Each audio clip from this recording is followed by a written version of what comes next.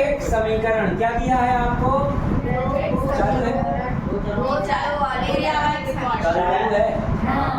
चलो देखो चैप्टर 3 क्या है? दो चरों वाले समीकरण। यहाँ पे पहले चैप्टर का नाम पता कर लो, याद रहना चाहिए कि ये चैप्टर पढ़ रहे हैं, मतलब समस्या बनती रहेगी। तो क्या है? दो चरों वाले रैखिक समीकरण, pair of linear equation two variables, है ना? ये इंग्लिश। अब देखो आपको दिया है क्या? पहले दो, तो दो सबको पता है, दो, ठीक है। चरों वाले मतलब चर, वेरिएबल्स पता है क्या होते हैं? हमारे न्यूमेरिकल मैथमेटिक्स में संख्याओं के साथ क्या आ जाए? अल्फाबेट सजाएं, X Y Z A B C P Q R L M N, जो भी है वो अगर मैथमेटिक्स में आ गए तो ये क्या कहलाते हैं? चर। इनको ये तो पहचान हो गई। जैसे सम संख्या की पहचान क्या है? 0 2 4 6 8। ये अगर यूनिट डिजिट में आ जाए, पल्स डिजिट में आ जाती है, क्या कहलाते हैं? वो पूरा नंबर इवन नंबर रहता है, सम संख्या रहता है। वैसे ही कहीं पे X Y Z A B C P Q L M जो भी आ जाए वो क्या कहलाएंगे? चर कहलाएंगे, आपके वेरिएबल्स कहलाएंगे। वेरिएबल्स होते कैसे हैं? जो कंडीशंस के हिसाब से चलें, जो कंडीशंस के हिसाब से चलें वो क्या कहलाएंगे? वेरिएबल्स कहलाएंगे। मतलब एक बार में जैसे हमने कह दिया कि आपकी उम्र हमसे आधी है, तो पहले हमारी उम्र देखना पड़ेगा कि हमारी दी हुई है 30 साल, आपकी क्या मानेंगे? x, तो हमारी कितनी है? हमसे आधी है। आपकी क्या है? x की वैल्यू यहाँ कितनी हो गई? 50। लेकिन आपके एवज में हमारी पूछे कि आपकी 15, हमारी कितनी? आपसे हमारी डबल है। आपकी जो एज है हमारी डबल है, तो x की वैल्यू क्या हो जाएगी यहाँ? 30। तो एक कंडीशन में तो x की वैल्यू एक ही है 15, लेकिन जब कंडीशन चेंज की तो x की वैल्यू चेंज हो गई। ये वेरिएबल्स होता है। लेकिन जैसे मान लो हम आज 30 साल के हैं, है ना? अरे हम आप लोगों जैसे कम एज नहीं बता रहे, उदाहरण क्या है, आप जैसे 34 कहेंगे तो उसमें हाफ करना, डबल करने में दिक्कत जाएगी, है ना? तो एज हमारी कितनी है? 30 है। चिचली में समर्थ अकेडमी में खड़े हैं तो कितनी है एज? 30। आप लोगों के किसी के सबके घर जाए तो क्या चेंज होगी? 30 तो 30 रहेगा। कलकत्ता चले जाएं, दिल्ली चले जाएं, बम्बई चले जाएं और आगरा चले जाएं, कहीं भी चले जाएं, कन्याकुमारी चले जाएं, हमारी एज में अंतर आएगा। या हम पहले क्या थे? बेटा थे, घर में क्या थे? बेटा थे। मान लो 30 साल की उम्र में बेटा थे तो 30 ही साल के रहे होंगे। अब हम पिता बन गए तो एज में एकदम से चेंज आया क्या? मतलब नंबर्स नहीं होंगे चेंज, कंडीशंस के हिसाब से नंबर्स नहीं होंगे चेंज। तो जो चेंज नहीं होगा वो क्या कहलाएगा? कांस्टेंट। क्या कहलाएगा? कांस्टेंट, ठीक है। और वेरिएबल्स क्या कहलाएंगे? जो कंडीशंस के हिसाब से चेंज। तो चर और अचर, कांस्टेंट जो होगा क्या होगा? अचर कहलाएगा। तो अचर बदलते नहीं हैं, चर बदल जाते हैं, है ना? तो दो समझ गए, चर समझ गए, वाले तो चिचली वाले है ना, और काका याद नहीं आ रहा है, बगीचा वाले हैं, तो वाले तो किसी को बताना नहीं है। रैखिक नाम से ही हो रहा है, लीनियर, रैखिक, लीनियर लाइन से आ रहा है कुछ, है ना? रैखिक रेखा से, तो मतलब जिसमें एक रेखा मिले। एक रेखा कौन से समीकरण से मिलती है या कौन से बहुपद से मिलती है? 9वीं क्लास में पढ़ के आए। जिस बहुपद की घात 1 थी, power of degree of polynomials कितनी थी? 1 थी, वो क्या कहलाता था? लीनियर पॉलिनोमियल्स, है ना? यहाँ पे रैखिक का मतलब क्या होगा? एक घात वाला, है ना? और समीकरण जिसमें आपको अब बराबर में कुछ ना कुछ मिलेगा, खासतौर पे 0 बराबर में मिलेगा ही मिलेगा। 9वीं क्लास में बराबर में कुछ मिला? कुछ नहीं मिला भैया, बराबर में कुछ नहीं मिला, वहाँ बराबर है ही नहीं है। यहाँ पे समीकरण में बराबर है। समीकरण पूरा नहीं लिखा, समीकरण मतलब इक्वेशन, समीकरण मतलब इक्वेशन में आपको इक्वल मिल जाएगा, ठीक है। योग की बात करें, आप सब लोग जाना, पैसे हो तो नहीं हो तो भी जाना, कहना भैया एक जूता दे दो, देगा? आप खरीदोगे? हमेशा जोड़े में रहता है, उसी जोड़े को क्या बोलते हैं? युग्म। उसी को बोलते हैं पेयर। क्या बोलते हैं? पेयर, है ना। जैसे किसी की शादी हो रही है, हंसना नहीं कोई, क्योंकि हम उदाहरण शादी का ही देते हैं। शादी हो रही है तो शादी हो जाती है, पति पत्नी एक परिवार कहलाने लगता है, जोड़ा कहते हैं उसको, है ना। तो जोड़ा क्या हो गया? दो होने चाहिए एक साथ, तो क्या होंगे? दो समीकरण होंगे, दो समीकरण होंगे तो वो जोड़ा बनेगा। ठीक है, तो पाठ का नाम सबको क्लियर हुआ कि हमें ऐसे रैखिक समीकरण मिलेंगे जो कि कितने होंगे? दो होंगे। उन दोनों रैखिक समीकरणों में, रैखिक समीकरण मतलब जिसकी पावर एक होगी, तो रैखिक समीकरण कितने मिलेंगे? दो मिलेंगे। उनमें चर कितने होंगे? दो होंगे। या तो आपको x और y मिल जाए या x और t मिल जाए, मतलब कुछ भी दो चीजें मिलेंगी, a b मिल जाए, कुछ भी मिल जाए, l m मिल जाए, m n मिल जाए, कुछ भी, पर दो वेरिएबल्स आपको मिलेंगे। Got it? ये हो गया पाठ का नाम। किसी को कोई डाउट पाठ के नाम में? अब देख लो क्या रैखिक समीकरण कैसे रहेंगे। जैसे मान लो 2x + 5y = 0 मान लो, या 2x माइनस कर लो y = 5, या कुछ भी 6। ये नंबर्स तो कुछ भी हो सकते हैं, इस प्रकार से मिलेंगे। ठीक है, इसी को देख लें, 10x - 25y = 30, है ना। इस टाइप के आपको दो वेरिएबल्स वाले, दो चर वाले मिलेंगे। और भी आप कर सकते हो, 5t - 7t के बाद कुछ भी s ले लो, s मत लो, 5 जैसा लगता है, m ले लो, = 3 ले लो। ये क्या है? सब में पावर देखो, डिग्री देखो, पॉलिनोमियल सॉरी इक्वेशन कितनी है? सब में 1 है। ये चीज़ तो आपने पढ़ाई होगी। क्या दिया है? अगर x की पावर कुछ नहीं लगी है, मतलब x की पावर 1 है ना। इसके पहले x की पावर अगर 0 करेंगे तो क्या मिलेगा? 1। क्या मिलेगा? ऐसे सब भैया 1। x की पावर 2 आ जाती है तो क्या करते हैं? x × x करते हैं, बाकी का तो आपको पता है। x की पावर 1 मिल रही है, मतलब ये सब क्या है? लीनियर हैं, रैखिक हैं। अच्छा, यहाँ पे दिक्कत हो सकती है कि स्कूल वाले लीनियर को लाइनर पढ़ दें, है ना। तो लीनियर और लाइनर दोनों पढ़ने का कन्वर्सेशन का मुद्दा है वो, पर लीनियर हमारी आदत है, लीनियर बोल रहा है, किसी को दिक्कत हो तो बता दो, रैखिक जानेंगे। ठीक है, ये रहा पाठ का मुद्दा। ठीक है, इसके बाद आ जाओ आप कहाँ? इसमें चैप्टर 3 में हम पहले 4 मेथड थी, अब एक मेथड एनसीईआरटी वालों ने हटा दी। 3 मेथड्स पढ़ेंगे जो ग्राफ विधि है, जो आप जिसके बिना आप 11वीं 12वीं नहीं सीख पाओगे। ग्राफ विधि जो है ना, उसको आप, उसके बिना आप 11वीं 12वीं नहीं सीख पाओगे, समस्याएं जाएंगी। ग्राफिकली मेथड, है ना। इसके बाद आएगी क्या? प्रतिस्थापन मेथड, एलिमिनेशन। ठीक है, नहीं सब्स्टिट्यूशन मेथड, है ना। पहली आएगी ग्राफी विधि, दूसरी प्रतिस्थापन, क्या है? सब्स्टिट्यूशन, सब्स्टिट्यूट कर दिया, है ना। और तीसरी रहेगी क्या? विलोपन विधि, जिसे क्या बोलोगे? Elimination method. हाँ, एलिमिनेशन। तो सबसे अच्छी मेरे मानने में तो क्या है? विलोपन विधि है। तीनों, कोई भी 2 पेयर दिए हैं आपको, कोई भी 2 पेयर दिए हैं, वो तीनों विधि में से किसी भी विधि में से सॉल्व हो सकते हैं। ऐसा कोई वो नहीं है कि पर्टिकुलर विधि में यही सवाल हल होगी, है ना। पर मुझे सबसे अच्छी विधि क्या लगती है? विलोपन। अब आप तीनों विधि पढ़ें और उसके बाद बताएं कि कौन सी अच्छी। ठीक है, अब आ जाओ कहाँ पे? सीधे आते हैं अपन काय पे? अलजेब्रिक एक्सप्रेशन पे। जैसे आपको दिया है, हमने एक मुद्दा बताया था कि हमारी एज जितनी है, कितनी है? आपकी एज से डबल। तो आपकी तो पता है 15, हमारी क्या मान ली? x। तो जो बनेगा, जैसे आपकी कितनी हो गई? जैसे राम की है कितनी?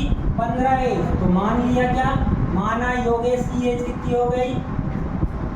x। कितनी है? डबल है इसके, तो x बराबर कितनी हो जाएगी? 2 है। या फिर ऐसे करें, हाँ ऐसे कर लें, 2x मतलब 250। अरे यार 2 मल्टीप्लाई बाय 15 एक्स की वैल्यू आ जाएगी। तो ये जो एक्सप्रेशन आपको मिला, ये जो विधि मिली, ये क्या है? अलजेब्रिक एक्सप्रेशन, बीजगणितीय रूप कहलाएगा। तो पहला चैप्टर का पहले प्रश्नावली का सवाल, ठीक है, तो करने चलें। ये नहीं दिख रहा भैया? 3.1 का वाह क्या सहयोग बना है। 11th में 3.1 पढ़ाई थी और मेरे ख्याल से 9th में भी 3 नहीं है वहाँ पे। तो ठीक है, क्वेश्चन नंबर 1 इस चैप्टर के तीसरे चैप्टर के आगे याद आ गया, आगे बता दे रहा हूँ कि हर एक एग्जाम्पल आपको करना है। मैं करवाऊँ अथवा ना करवाऊँ, आप यहाँ करके 3.1 करके जा रहे हैं, वैसा एग्जाम्पल आपको मिल रहा है, घर पे करके देखें। नहीं बन रहा है तो मुझसे आके पूछें। इम्पोर्टेंट सारी चीज़ें यहाँ क्वेश्चन प्लस उदाहरण, जहाँ ज़रूरत होगी हम सारे सवालों को बता देंगे, ठीक है। पहला क्वेश्चन दिया है 3.1 के पहले का फर्स्ट, कक्षा x के मतलब 10वीं, अच्छा 10वीं, कक्षा 10वीं के 10 विद्यार्थियों ने एक गणित की पहेली प्रतियोगिता में भाग लिया। यदि लड़कियों की संख्या लड़कों की संख्या से 4 अधिक है, लड़कियां कितनी हैं? जितने लड़का हैं वहाँ से 4 अधिक हैं, तो पता कौन की करो? पहले लड़कों से पता चल जाए, वहाँ 4 जोड़ के लड़कियां बता दें अपन, ठीक है। तो लड़कों को क्या मान लेंगे हम? x, लड़कियों को क्या मान लेंगे? y। तो प्रतियोगिता में भाग लेने वाले लड़के लड़कियों की संख्या ज्ञात कीजिए, ठीक है। 10 student of class 10 took part in a mathematics quiz, है ना, वही मतलब मैथमेटिक्स क्विज में वो पार्टिसिपेट कर रहे हैं। If the number of girl, लड़कियों के नंबर कितने, मतलब नंबर इन द सेंस कितनी है, counting, 4 more than the number of boys, जितने लड़का बस 4, ठीक है। Find the number of boys and girls who took part in the quiz, ठीक है। अब जरूरी ये क्वेश्चन पढ़ लिया, समझ में आया। पहले क्वेश्चन क्या दिया? निम्न समस्याओं में रैखिक समीकरण के योग बनाइए और उनके ग्राफी विधि से हल भी करना है, साफ लिखा है। क्या दिया है? From the pair of linear equation in the following problems and find the solution graphically method से आपको सॉल्व करना है। तो आपको दिया है क्या, हल करें। हमने क्या किया, माना, लेट अस अज्यूम, माना लड़कों की संख्या, नंबर ऑफ बॉयज कितनी हुई मान ली, x, ठीक है, और लड़कियों की y।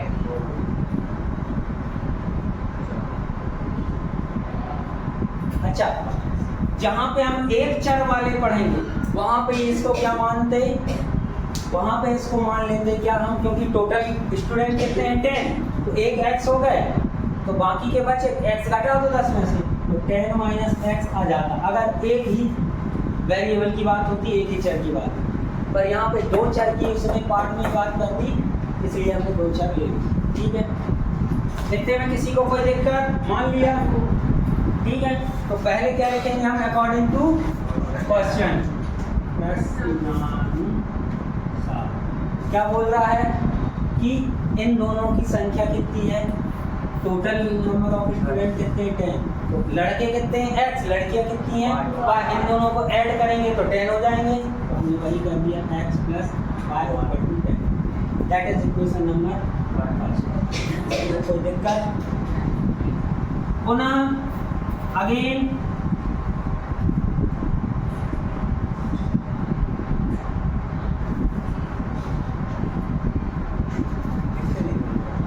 ठीक है।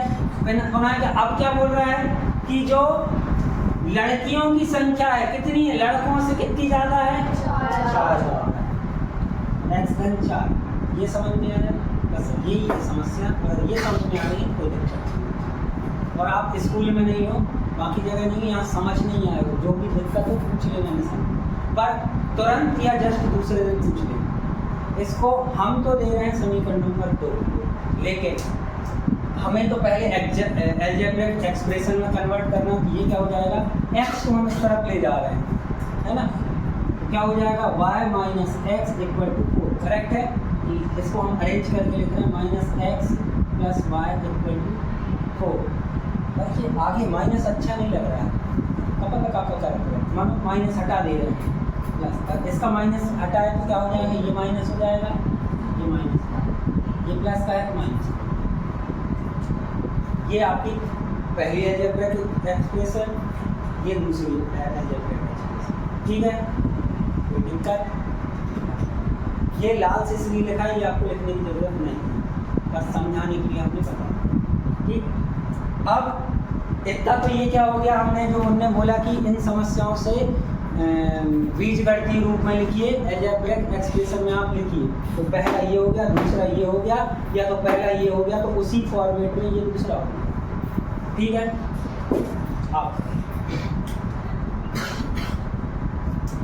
अब क्या करना, ग्राफ की विधि से हल करना, यहाँ पर है ना। कैसे करना, मेथड यहीं से शुरू हो रही है। आपको दो इक्वेशन चाहिए, हम पहले कौन सा लेंगे, y इक्वेशन फर्स्ट, क्या ले लें, x plus Y equal to 10। हम किसी भी एक वेरिएबल की वैल्यू फाइंड कर लें, हम कर ले रहे हैं x equal to 10 minus Y, हो जाएगा। अब यहाँ पे हम किसकी वैल्यू रखें तो ज़्यादा आसानी रहेगी, हम y की वैल्यू रखें तो x की वैल्यू मिल जाएगी। तो आपको वैल्यू मन से जो आपके मन में आ रहा, कोई भी इंटीजर या कोई भी पूर्णांक आप रख सकते हो, डजेंट मैटर कि क्या रखना है, 1 रखना, 2 रखना, पॉजिटिव रखना, नेगेटिव रखना, 0, कोई भी पूर्णांक संख्या आप यहाँ पे रख सकते हो y की जगह पे। तो हम क्या मानेंगे, y इक्वल टू 10 मान लिया पहली बार, 10 क्या आएगा, x इक्वल टू कितना आ जाएगा, 10 आ जाएगा, है ना। माइनस का क्यों माइनस नहीं हो जाएगा, वो y की वैल्यू लगेगा, ये क्या आ जाएगा, माइनस का 10 आ जाएगा, ठीक है। तो कितना आएगा, x इक्वल टू 0, है ना। तो हमें x और y फॉर्मेट में 9th में आपने पढ़ा था ग्राफ, उसमें x और y पॉइंट बताते थे, ये वही चीज़ मिले।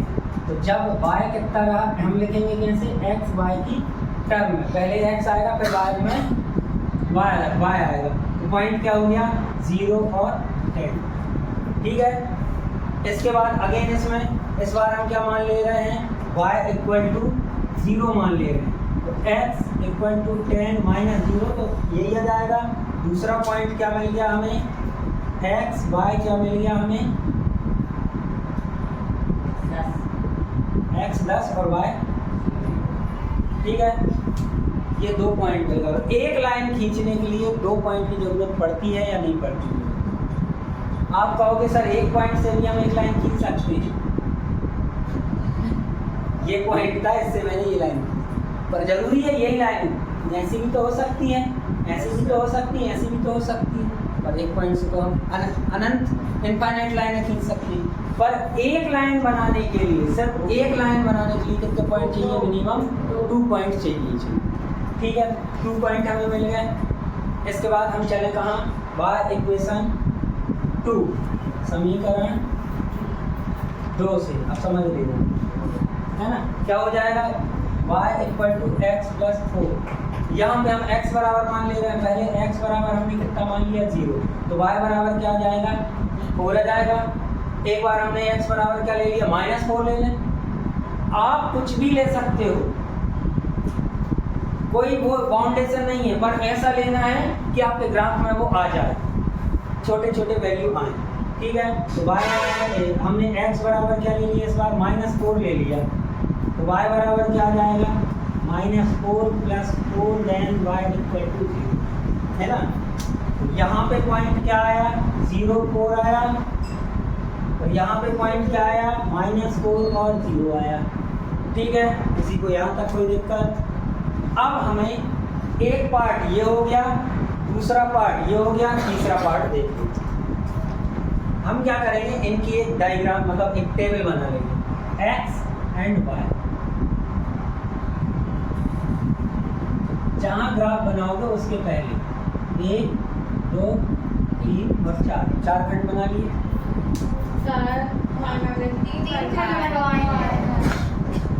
अभी बता रहे हैं 3 खंड 4 खंड पर। अभी पहले हमारी मेथड देख लो, हमने लाल से लिखे हैं यहाँ पे, पर यहाँ पे हम दोनों कलर से लिख दे रहे हैं।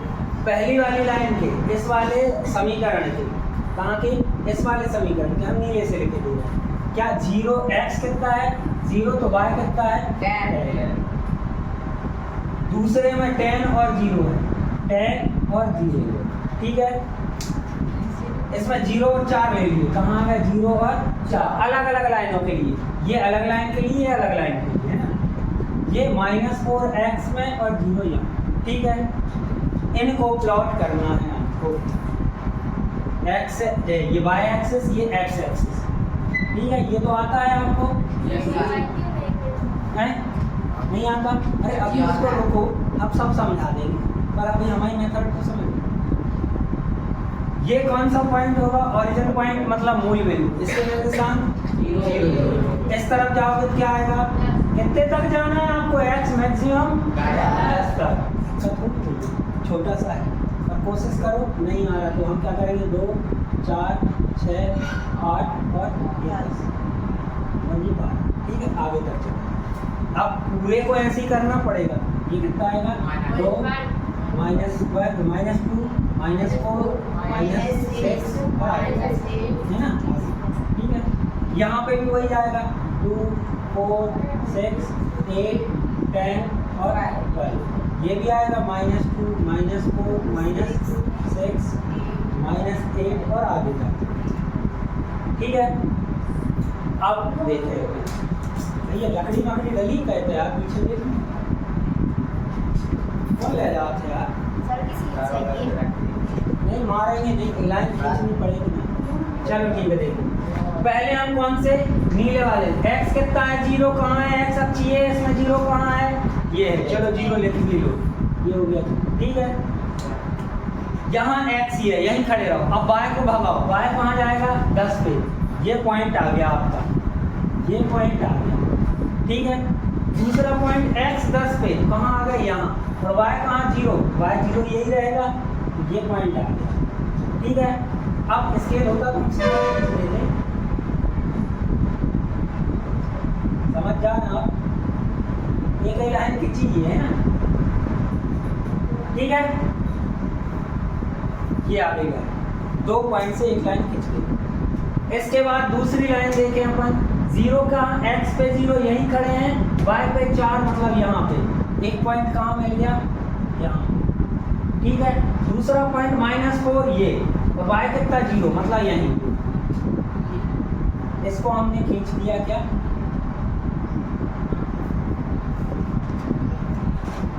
है ना, ठीक है। इतना काम आया समझ में।